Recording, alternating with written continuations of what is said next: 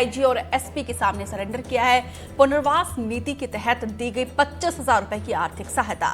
Loan Varratu अभियान के तहत नक्सली ने किया है सरेंडर। इस अभियान के तहत 2008 इनामी नक्सलियों ने सरेंडर किया है। अब तक कुल 888 नक्सलियों ने सरेंडर किया है। एक के बाद एक बड़ी कामयाबी हमारे सुरक्षा बलों की, शासन प्रशासन की, क्योंकि नक्सलियों को मुख्य धारा से जोड़ने के लिए तमाम पॉलिसीज, तमाम योजनाएं सरकार की तरफ से चलाई जा रही है। उसी नीति का ये एक सकारात्मक रिजल्ट देखने को मिल रहा है कि यहाँ पर देखिए एक और नक्सली ने सरेंडर कर लिया है। लोन वराटू अभियान के तहत नक्सली के द्वारा ये सरेंडर किया गया है। इस अभियान के तहत 208 इनामी नक्सली ने सरेंडर किया है। आज दिनांक 25 दिसंबर 2024 को पूर्वी बस्तर डिवीजन में कार्यरत सुदरू कश्यप, जो कि कंपनी नंबर 6 का सदस्य के रूप में कार्यरत था, ने आत्मसमर्पण किया है। बता दें कि उक्त माओवादी सीआईपीसी कमांडर नंदू के साथ में कार्यरत था, जो कि हाल ही के थुलथुली मुठभेड़ में मारा गया। उक्त आत्मसमर्पित माओवादी पद पर छत्तीसगढ़ शासन द्वारा 8 लाख का इनाम घोषित है। इस माओवादी के समर्पण के पश्चात लोन वराटू अभियान के तहत अब तक कुल 208 इनामी माओवादियों सहित 888 माओवादियों ने आत्मसमर्पण किया है। उक्त आत्मसमर्पित माओवादी को छत्तीसगढ़ शासन की पुनर्वास नीति के तहत 25,000 रुपए तथा तमाम योजनाओं का लाभ भी उसे प्रदान किया जाएगा। इस माओवादी के समर्पण में डीआरजी तथा बस्तर फैक्टर दंतेवाड़ा का विशेष योगदान रहा है। इसी मंच के माध्यम से दंतेवाड़ा पुलिस बाकी सभी भटके हुए माओवादियों से अपील करती है कि वे हिंसा का रास्ता त्याग कर आत्मसमर्पण करें और समाज की मुख्य धारा से जुड़े।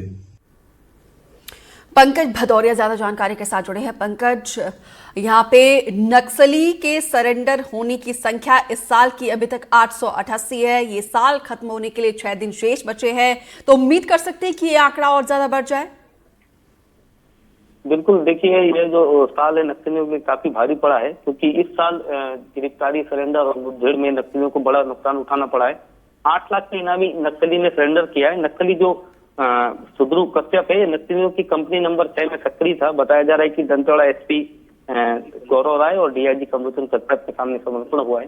दरअसल मैं बता दूं कि ये जो समर्पण नीति लोन वराटू अभियान के तहत जो चलाई जा रही है, इसके तहत अब तक 208 इनामी सहित कुल 888 नक्सलियों ने सरेंडर कर दिया। और ये जो आंकड़ा है अपने आप में बेहद ही सुखद आंकड़ा है कि कहीं ना कहीं नक्सलवाद से जुड़े हुए जो लोग हैं वो मुख्य धारा में जुड़ रहे हैं। सरकार की पुनर्वास नीति का लाभ लेते हुए सरेंडर करने पहुंच रहे हैं, या और जो सरेंडर करने नहीं पहुंच रहे हैं उन्हें मुठभेड़ में या गिरफ्तार कर लिया जा रहा है। तो कहीं ना कहीं नक्सलियों को बड़ा नुकसान हो रहा है। तो माना जा सकता है कि ये जो वर्ष है 2024 का दिसंबर का महीना चल रहा है, तो इस महीने में पुलिस का जो आंकड़ा अगर आप ऑल ओवर पूरे बस्तर में देखेंगे तो बेहद ही नक्सलियों के खिलाफ आक्रामक भी रहा और बहुत ही अच्छा आंकड़ा था। अब तक के नक्सलवाद के इतिहास में ऐसा आंकड़ा देखने को नहीं मिला। जी बिल्कुल, लेकिन इसी बीच देखिए एक 8 लाख के इनामी नक्सली का सरेंडर करना अपने आप में पुलिस के लिए, प्रशासन के लिए, शासन के लिए एक बड़ी उपलब्धि है। फिलहाल विस्तार से जानकारी देने के लिए पंकज आपका बहुत बहुत शुक्रिया। एक और बड़ी खबर का रुख करते हैं नर्मदापुरम से, जहां पे इटारसी के रानी डेरे में खूनी संघर्ष देखने को मिला है। खूनी संघर्ष में एक की मौत हुई है, 5 लोग घायल हुए हैं। तनाव को देखते हुए मौके पर पहुंची पुलिस की टीम, आरोपियों की गिरफ्तारी के लिए टीआई ने गठित की है टीम। तनाव को देखते हुए यहां पे पुलिस ने मोर्चा संभाला है। संजय दुबे ज्यादा जानकारी के साथ जुड़े हैं। संजय, किस बात को लेकर यहाँ पे एक खूनी संघर्ष देखने को मिला कि हालात इतने बिगड़ गए कि एक की मौत हुई है, 5 लोग घायल हुए हैं? मौजूदा स्थिति क्या है? ये कल देर रात की घटना है। ये पूरा मामला प्रेम प्रसंग से जोड़ के देखा जा रहा है। ईरानी डेरा है इटारसी का, जिसमें कल कुछ दूसरे डेरे के जो ईरानी हैं वो समुदाय के लोग आए हैं। उसके बाद इनमें खूनी संघर्ष हुआ है। एक व्यक्ति की मौत हुई है, वहीं 5 लोग घायल हैं। कुछ महिलाओं को भी चोट आई है इस पूरे मामले में। घटना की जानकारी मिलते ही इटारसी पुलिस ने घटना स्थल पर जाके देखा है। उसके बाद आरोपियों की तलाश की जा रही है। प्रेम प्रसंग से जुड़ा हुआ ये पूरा मामला बताया जा रहा है। जी बहुत बहुत शुक्रिया संजय जानकारी देने के लिए।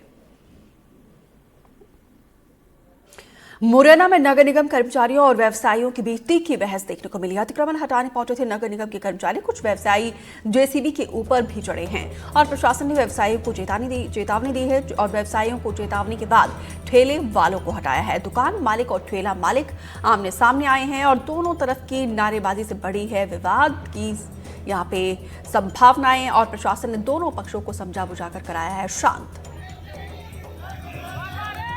अतिक्रमण को लेकर देखिए यहाँ पे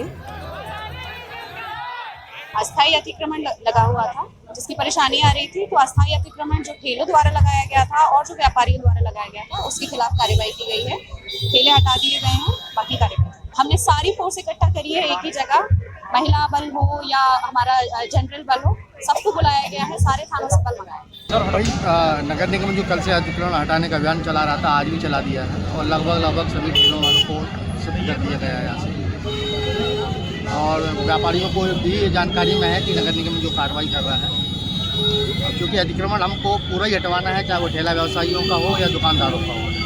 नगर निगम की कार्रवाई निरंतर जारी रहेगी, आज कल परसों लगातार चलेगी। उस बात से सहमत हो गए हैं और आज उन्होंने खुद ऐलान किया है कि हम आज से अपना मार्च। हमारी मांगें जो थी 4 पहिए के ठेले और अस्थायी जो अतिक्रमण था उसे हटवाने की, प्रशासन ने आज जो वो कार्य किया है और सारे ठेले और अस्थायी अतिक्रमण को हटाया है और उस सारी मांगों को हमारी जो मांगें थी वो पूरी की हैं और उसको और उन्होंने यह भी हमें आश्वस्त किया है कि आने वाले भविष्य में ये ठेले और अस्थायी जो अतिक्रमण है वो नहीं लगेगा।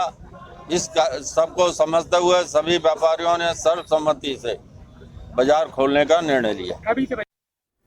उपेंद्र ज्यादा जानकारी के साथ जुड़े हैं। उपेंद्र, सरकार की तरफ से, प्रशासन की तरफ से स्पष्ट है कि अतिक्रमण के खिलाफ कार्रवाई होती रहेगी, जो कि एक्शन लगातार जारी भी है।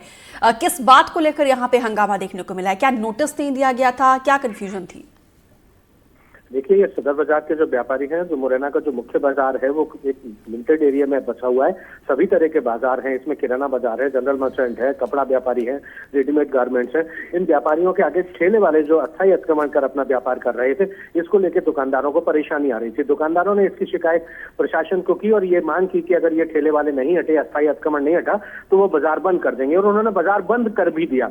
इसको लेकर जब ठेले वालों का अतिक्रमण हटाया जाने लगा तो ठेले वालों की तरफ से कुछ राजनीतिक और सामाजिक दल आ गए और वो उनकी तरफ से प्रोटेस्ट करने लगे और दोनों दल आमने सामने हो गए। एक तरफ दुकानदार और व्यापारी थे तो दूसरी तरफ ठेले वाले थे और कुछ उनके सहयोगी राजनीतिक और सामाजिक कार्यकर्ता थे।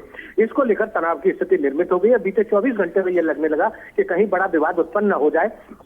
इसके लिए प्रशासन द्वारा और पुलिस द्वारा आज भारी भरकम व्यवस्थाएं की गई। यहां तक कि महिला प्रशिक्षु आईपीएस जो है उनको भी वहां तैनात कर दिया गया और पुलिस बल द्वारा अत्यधिक पुलिस बल और काफी वाहन वहां एकत्रित किए गए और लगातार दोनों पक्षों को समझाइश दी गई और दुकानदारों का जो अस्थायी अतिक्रमण था वो भी हटाया गया और जो ठेले वाले थे वो भी हटा दिए गए। यानी कि सदर बाजार से जो पुल चौराहे से लेकर और मुरैना टाकीज तक सदर बाजार के पूरे जो ठेले वाले थे वो हटा दिए गए हैं और प्रशासन का कहना यह है कि इनको हॉपर जोन में स्थापित किया जाएगा। नगर निगम इसकी तैयारी कर रहा है। जी उपेंद्र, विस्तार से जानकारी देने के लिए आपका बहुत बहुत धन्यवाद। एक